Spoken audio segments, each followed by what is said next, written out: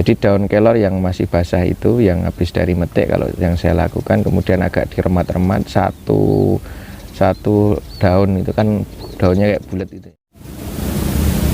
Assalamualaikum warahmatullahi wabarakatuh. Salam rahayu dulur-dulurku. Ketika saya sedang menghimpun beberapa referensi terkait perkutut, kebetulan saya menemukan ada karya ilmiah berupa skripsi ya, diupload oleh mahasiswa peternakan teman-teman, dan skripsi tersebut membahas mengenai pengaruh makanan terhadap perkutut. Nah, ini kemudian saya mencoba untuk menggali informasi yang terdapat di dalam karya ilmiah tersebut teman-teman. Di situ diambil kesimpulan bahwa makanan perkutut ini mempunyai peranan yang cukup penting terhadap kesehatan perkutut, dan seringkali saya sampaikan bahwa kesehatan perkutut ini tentunya juga akan sangat berpengaruh terhadap manggungnya seekor perkutut.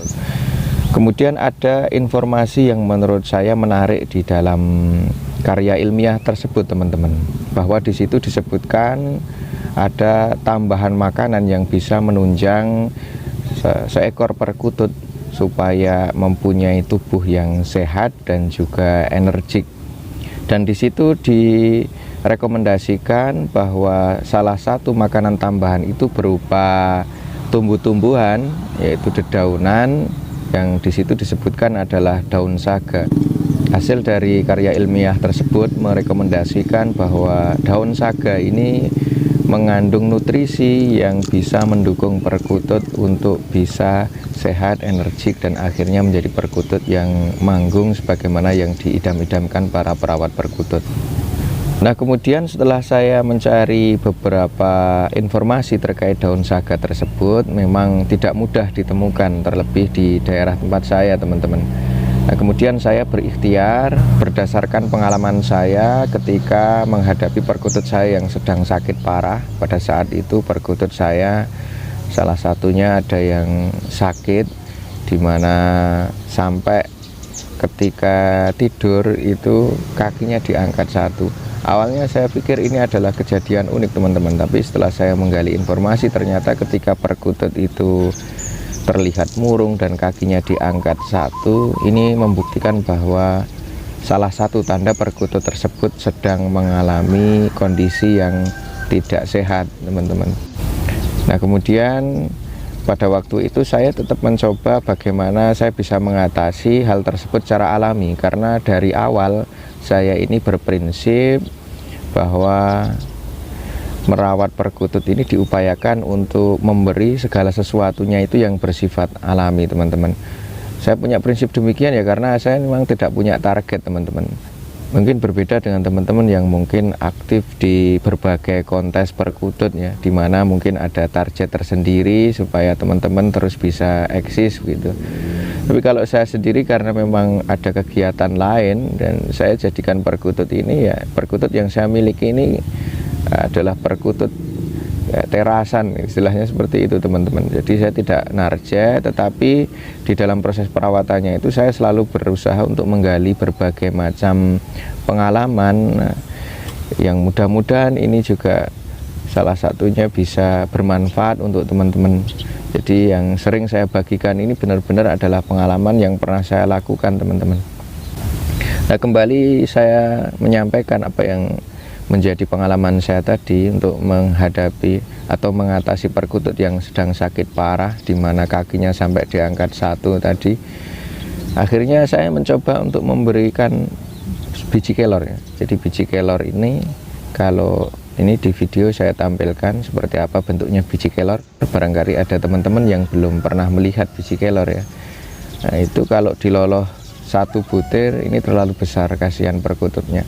Jadi saya belah jadi dua, dan kemudian saya cari-cari informasi biar ini diloloh ini mudah. Ini ternyata ada sebagian yang menggunakan minyak kelapa teman-teman. Jadi kebetulan saya juga punya stok minyak kelapa. Setelah saya belah, saya lumuri minyak kelapa dan saya lolohkan. Minyak kelapa ini ada dua fungsi yang saya maksudkan. Yang pertama supaya mudah untuk menelan si perkutut tersebut. Yang kedua memang kandungan dari minyak kelapa ini baik untuk tubuh perkutut, teman-teman.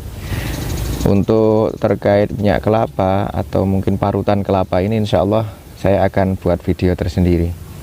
Nah, kemudian setelah saya loloh di malam harinya, jadi sore hari saya loloh, kemudian satu malam saya diamkan, dan pagi harinya mulai menunjukkan tanda-tanda perkutut tersebut mulai aktif, teman-teman. Dalam artian mulai bergerak makan. Tadinya saya pikir, saya juga mulai kebingungan karena sepertinya kalau saya pantau sampai makan saja tidak bisa, teman-teman. Ya karena setelah diloloh biji kelor itu paginya dia mau makan, ini saya anggap bahwa oh ini biji kelor ini punya reaksi yang positif menurut saya. Dan setelah itu saya diamkan lagi, saya tidak ngasih lagi ya teman-teman, jadi cukup satu butir saya ngasihnya. Nah kemudian sampai di hari kedua setelah saya lolos satu butir biji kelor itu, alhamdulillah perkutut saya sudah bisa sembuh, dalam artian kakinya juga sudah tidak diangkat dan berangsur-angsur akhirnya perkutut saya kembali normal sebagaimana biasanya, teman-teman. Nah hasil dari pengalaman ini dan juga didukung tadi referensi yang saya cari, ada karya ilmiah yang membahas tentang makanan tambahan ini, kemudian saya punya ikhtiar, teman-teman, untuk memberikan daun biji kelor sebagai alternatif untuk yang sulit untuk menemukan daun saga, teman-teman. Kenapa saya kok merekomendasikan untuk daun kelor ini? Karena khususnya di tempat saya, kelor ini mudah sekali tumbuh, teman-teman. Jadi nggak butuh perawatan yang khusus, kelor ini mudah tumbuh. Saya nggak tahu juga ya kalau di tempat lain apakah mudah atau tidak, tapi kalau di tempat saya dan seringkali saya ngobrol-ngobrol dengan tetangga, dengan teman-teman, ini memang kelor ini mudah sekali untuk tumbuh, teman-teman. Cukup ditancap batangnya seperti itu aja, insya Allah tumbuh, teman-teman. Nah, karena anggapan saya ini kelor ini mudah untuk tumbuh, maka menurut saya ini bisa menjadi salah satu pilihan, teman-teman. Tidak perlu setiap hari ya ngasihnya, bisa jadi teman-teman ngasihnya itu dalam tempo 1 minggu 1 kali diberi daun kelor. Jadi daun kelor yang masih basah itu, yang habis dari metik, kalau yang saya lakukan, kemudian agak diremat-remat, satu daun itu kan daunnya kayak bulat itu ya, satu daun itu saya remat-remat, kemudian saya lolohkan, teman-teman. Nah, itu bisa 1 minggu sekali atau 2 minggu sekali, ini sebagai ikhtiar makanan tambahan ya, teman-teman.